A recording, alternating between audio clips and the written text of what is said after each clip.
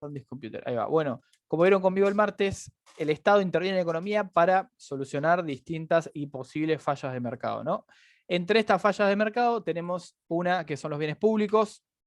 Básicamente son bienes con ciertas características, que también algo vimos el martes, que tienden a que la provisión de estos bienes, si se deja en manos del privado, en manos del mercado, no sea la óptima para la sociedad. Después tenemos otra falla de mercado, que son las externalidades. Algo vimos, creo también, es cuando el accionar de una empresa o un privado afecta a otro privado, y esto no está contemplado dentro de los mecanismos de mercado.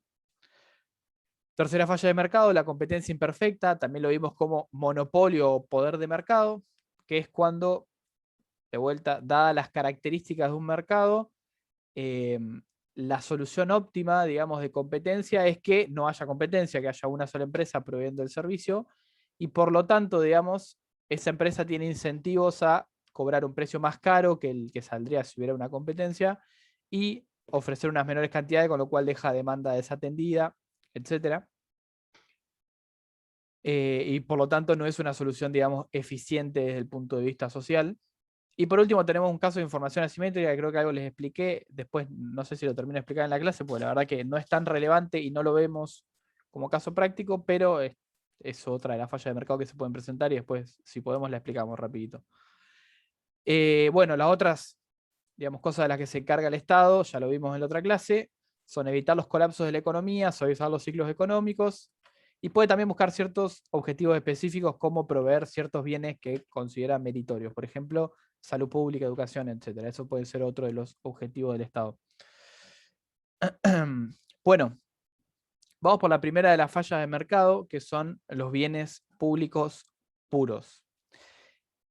¿De qué hablamos cuando hablamos de un bien público puro? Bueno, es un bien cuyo consumo es indivisible, que puede ser consumido por todos los miembros de una comunidad sin reducir el disfrute de ninguno, y de los cuales es imposible excluir a ciertos individuos de su consumo.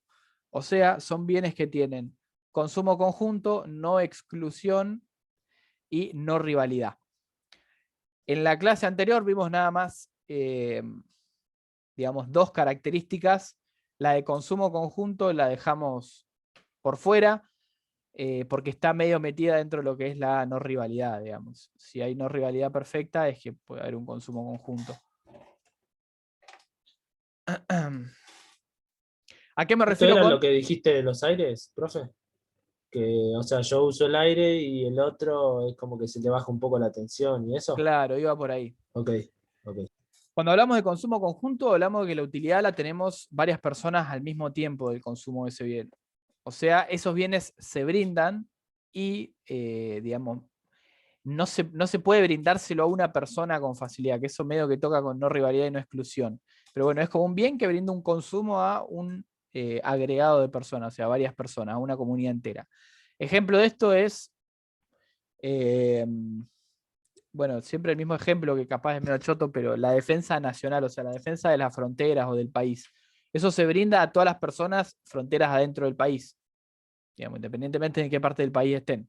Lo consumen todos al mismo tiempo, ese bien o ese servicio. No exclusión tiene que ver con que no se puede excluir fácilmente a alguien de su consumo.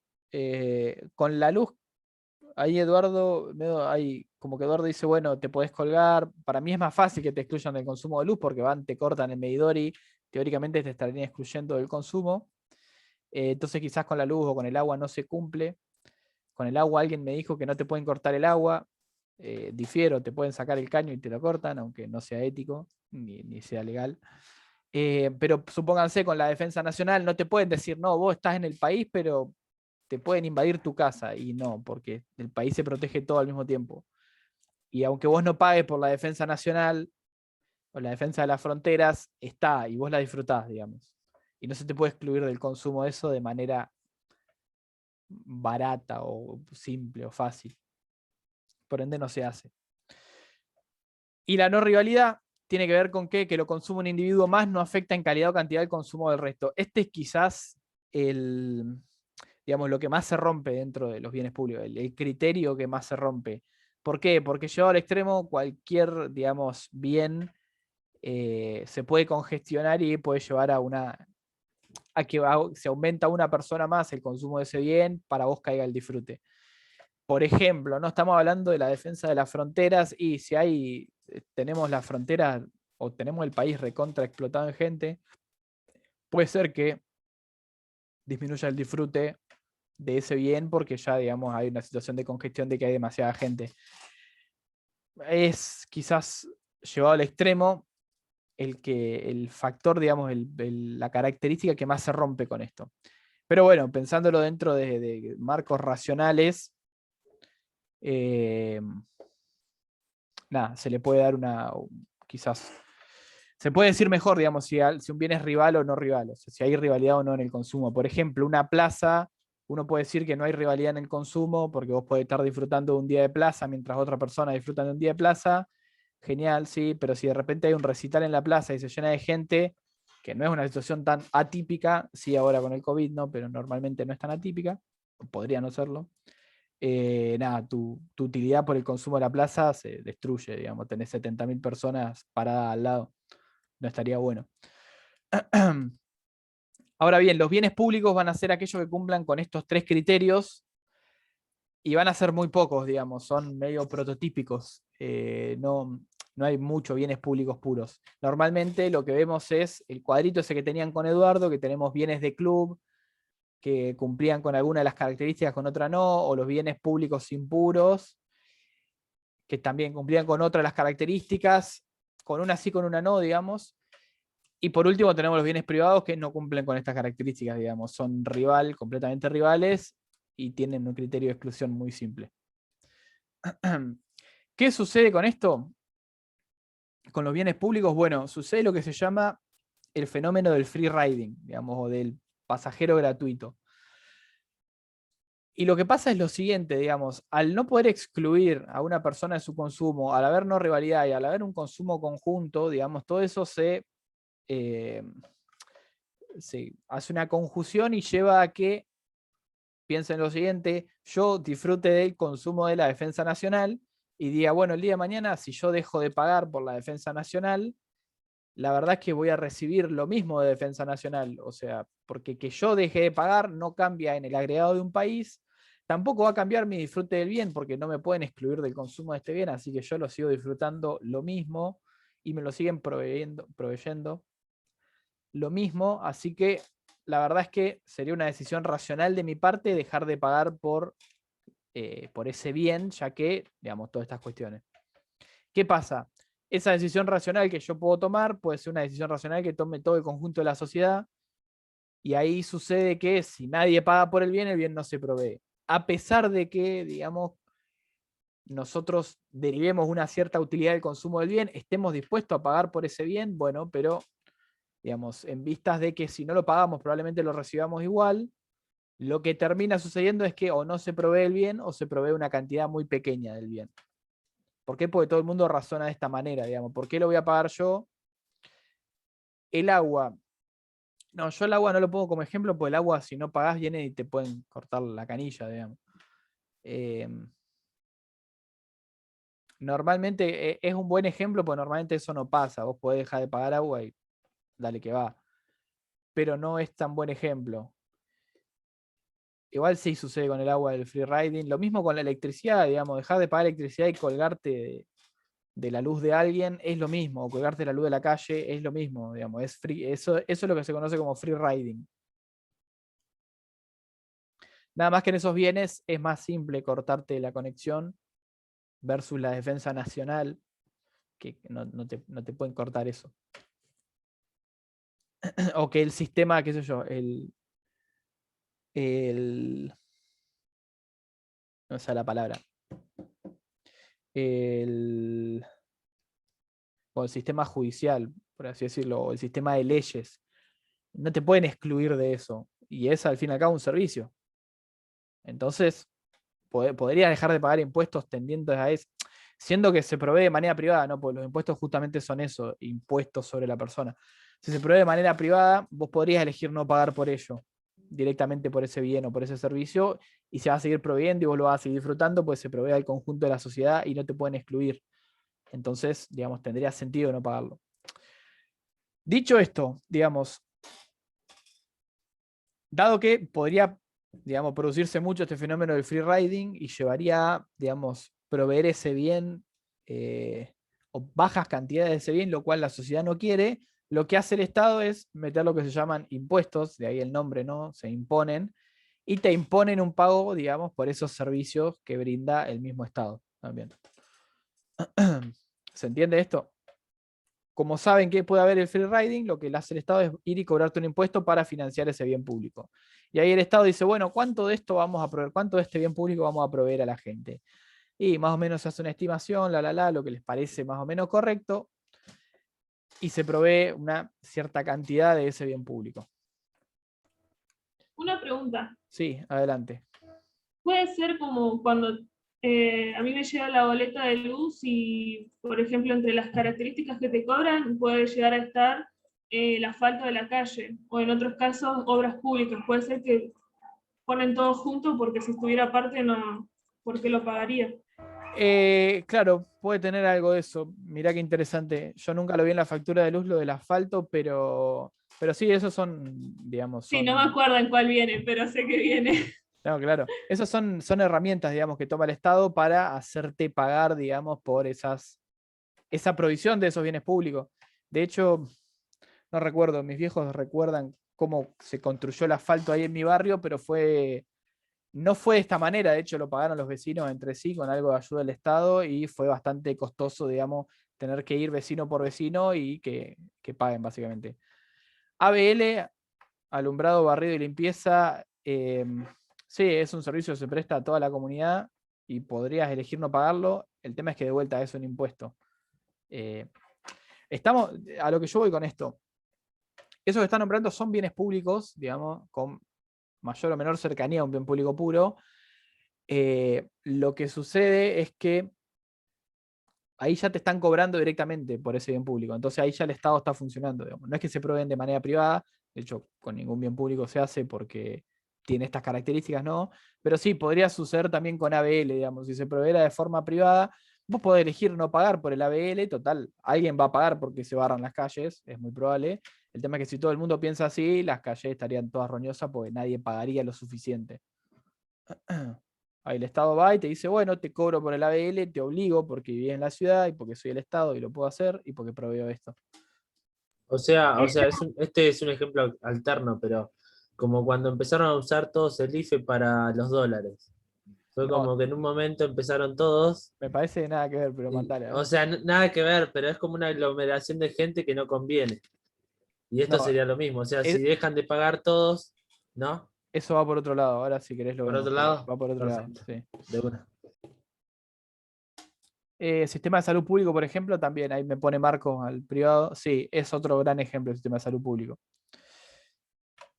De hecho, igual eso tiene criterio de exclusión porque te pueden decir y no entras al hospital, listo, jodete. Pero, digamos, son bienes que tienen ciertas características de bien público, algunas no. El sistema de salud es más bien un bien meritorio. O sea, es algo que el Estado quiere que se provea porque se da cuenta que es necesario, digamos, para un cierto nivel de bienestar social. Tiene características de bien público y por ende se cobran impuestos y con eso se financia el sistema de salud, pero hay otras características como la no exclusión que no la cumple. O sea, te podrían excluir. De hecho, existen clínicas privadas y conviven los dos. Es un ejemplo, sí, puede ir por ahí, pero no es tan bueno de bien público puro. Bueno, dejando esto, avanzamos, porque si no, nos vamos a quedar 10 años hablando de bienes públicos. Tenemos las externalidades ahora. Como yo les decía, una externalidad es cuando el accionar de un privado afecta a otro por fuera de los mecanismos de mercado. Creo que les di un ejemplo de esto, que es, tenés la papelera Bodnia y tenés la pesquera, qué sé yo, la Raba Feliz S.A., y bueno, vos tenés que tu pesquera, digamos, pesca en el río de la Plata y tenés Bodnia que tira desechos al río, creo que es el Uruguay, y termina contaminando el río de la Plata, o directamente el río de la Plata, no recuerdo, creo que el Uruguay, no importa. Termina contaminando el río de la Plata, esa papelera, y hace que caiga la producción de tu pesquera. Bueno, ahí tenemos una externalidad, ¿no? ¿Por qué? Porque por acción de esa empresa, de esa papelera, a vos se te está produciendo un costo que hace que, o un costo, mejor dicho, evidenciado en la caída de tu producción como pesquera. Entonces, ¿qué pasa con esto? Que, digamos, esa papelera está tomando una decisión que desde su punto de vista económico es racional, o sea, esa papelera produce, mira sus costos de producción y dice, bueno, fantástico, produzco esta cantidad, no le importa, y ni siquiera considera que hay una pesquera que va a perder producción, y tampoco tendría por qué hacerlo. Sí, obviamente razona desde un punto de vista de eficiencia económica. ¿Qué pasa? Pasa lo siguiente, que el efecto, digamos, o el costo sobre la sociedad en su totalidad es mayor que el costo privado que enfrenta esa papelera. Entonces, digamos, puede ser no óptimo desde un punto de vista social que esa papelera produzca tanta cantidad que le haga perder producción a la otra, a la empresa pesquera. Cuando sucede esto, estamos obviamente en presencia de una externalidad negativa, porque el accionar de este privado afecta negativamente a mi pesquera, o sea, la papelera hace que pierda producción la pesquera, y que por lo tanto lo que conocemos como el costo social de este accionar es mayor al costo privado. ¿Qué significa esto? El costo privado siendo el costo de la papelera, digamos, el costo de producción de la papelera, y el costo social sería el costo de producción de la papelera más el costo generado a la pesquera por efecto, digamos, de esa papelera.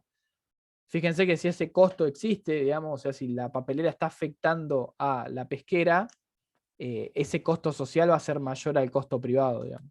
Siempre el costo privado va a ser el costo de mi empresa y el costo social va a ser el de mi empresa más, digamos, los costos que yo le genere al medio ambiente o a otras empresas o lo que sea.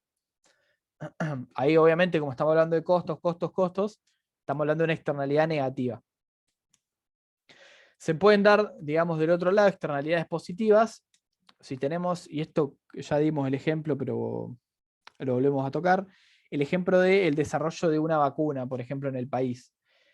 Si se desarrolla una vacuna, digamos, el beneficio de esa empresa va a ser, o sea, el beneficio de la empresa que desarrolle la vacuna, va a ser el beneficio por la venta de las vacunas. Pero hay aparte un beneficio social generado porque toda la gente va a estar inmunizada, no va a perder horas de trabajo, no va a tener que gastar en, por ejemplo, tratamientos médicos para pasar el COVID y etcétera, digamos.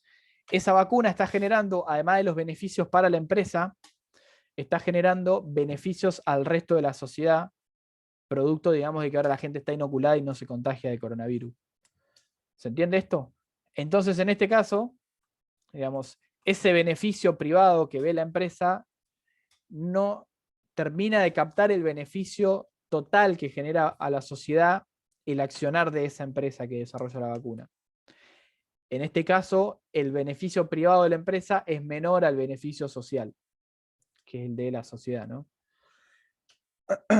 ¿Qué puede hacer el Estado? Bueno, en los dos casos puede hacer varias cosas.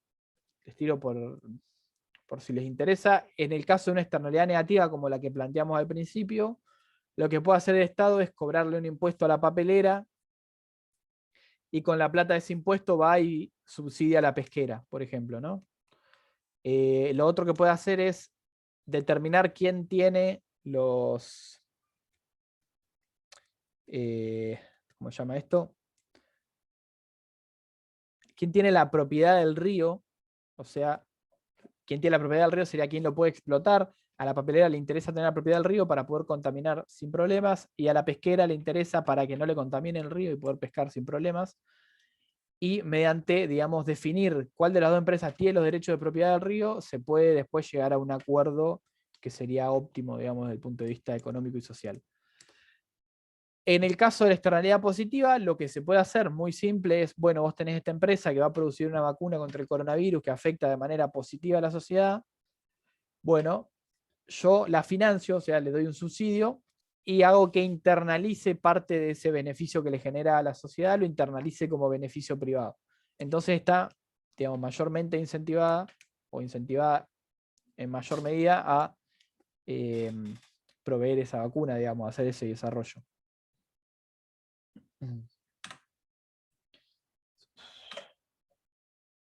Bueno, acá tenemos el mismo ejemplo que acabamos de dar. Y nos quedaría monopolio, ya son y media, así que déjenme ver algo. Bueno, es lo único.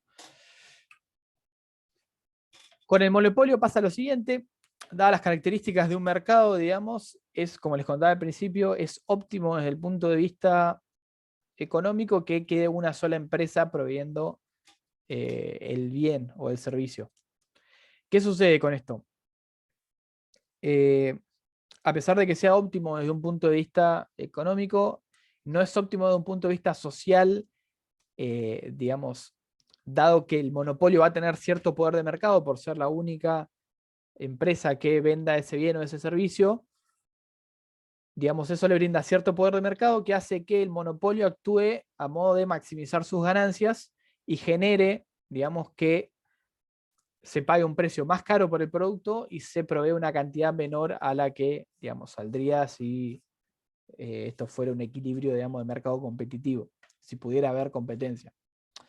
¿Qué pasa entonces? Bueno, en estos casos al gobierno lo que le interesa es regular ese monopolio para que más cantidad de personas puedan acceder a ese bien y a un menor precio, digamos. Lo que se busca acá es tener una empresa, y esto lo dijo Eduardo al fin de la clase, tener una empresa monopolística, o sea, que sea una sola la que brinde el servicio o el bien, pero que cobre precios de competencia perfecta, o sea, que no cobre precio de monopolio, cobre un precio muy cercano al costo marginal. Esto después lo vamos a ver igual.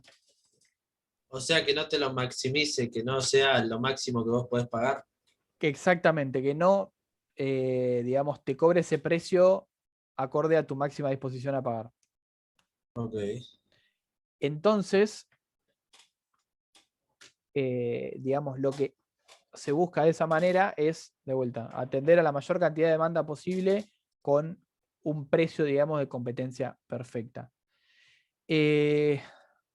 ¿Dónde se ven monopolios? Bueno, normalmente hay competencia imperfecta o hay poder de mercado en, digamos, siempre que haya algún costo de trasladarse a comprar a otro lado, siempre que haya, digamos, alguna especie de proveedor de bien o servicio en un lugar y que a vos te sea costoso moverte a buscar otro proveedor o que te sea imposible porque no hay, digamos. En esos casos siempre hay un pequeño poder de mercado. Esto termina siendo perjudicial cuando, digamos, pasa como con las empresas de agua o luz, que es imposible, digamos, vos tenés una casa acá y te es recontra costoso moverte a otro lado para buscar otro proveedor de agua y luz porque, digamos, tenés que mover toda tu vida de un lado a otro. En esos casos, digamos, lo que se hace es meterse el Estado, regular los monopolios, pero también hay casos en los cuales hay ciertas conductas monopolísticas que no se regulan porque no es tan abrupto ese poder de mercado, a pesar de que lo hay, digamos, entonces se deja, digamos, como está. Un gran ejemplo de esto es las proveedurías adentro de los clubes, por ejemplo. O si alguna vez alguien fue de campamento en un camping, tenés una proveeduría que obviamente te va a cobrar un precio bastante caro porque en ese camping es monopolista, digamos. Si querés ir a comprar algo, tenés que hacer 70 kilómetros, ir a un pueblo a buscar ahí en un kiosco o en un mercado, digamos, lo que quieras, pero dentro del camping tiene un monopolio, digamos, es ese kiosco, ese mercado, lo que sea. Lo mismo con el kiosco dentro del aeropuerto. Tienen poder de mercado. No son monopolios, pero tienen poder de mercado. Digamos, actúan como monopolios en su pequeña zona. También puede darse por, digamos, patentes, esto me olvidé de nombrarlo, pero bueno, cuando el Estado, digamos, o mejor dicho, cuando una empresa desarrolla alguna invención novedosa, el Estado le brinda una patente y le dice, bueno, vos podés gozar de ser la única persona que provea este bien por tanto tiempo. Después de pasado cierto tiempo, que son varios años, esa patente queda, digamos, a libre disposición y pueden aparecer otras empresas que tomando ese conocimiento provean el mismo bien. Pero, digamos, lo que se garantiza con esto es que haya un incentivo a desarrollar, digamos, si yo desarrollo algo, desarrollo esta lapicera y está buenísima, a todo el mundo le gusta y la empiezo a vender, obviamente alguien puede venir, copiarme y vender lo mismo que yo. Bueno, las patentes garantizan que eso no suceda. Y ahí terminamos con esto. ¿Cómo, Manu? Perdón, eso no entendí. Lo Lo de de que alguien patentes. puede. Sí, sí, no entendí. suponete que vos desarrollás el día de mañana, no sé, la vacuna, vamos con el mismo ejemplo de siempre, desarrollás la vacuna contra el coronavirus, suponete que no está, ¿no? Vos desarrollás esa vacuna, ¿qué le impide a un laboratorio venir, comprarte una vacuna a vos, analizarla, decir, está hecha de esta manera, fabricar una vacuna a ellos y cagarte a vos el negocio? Nada.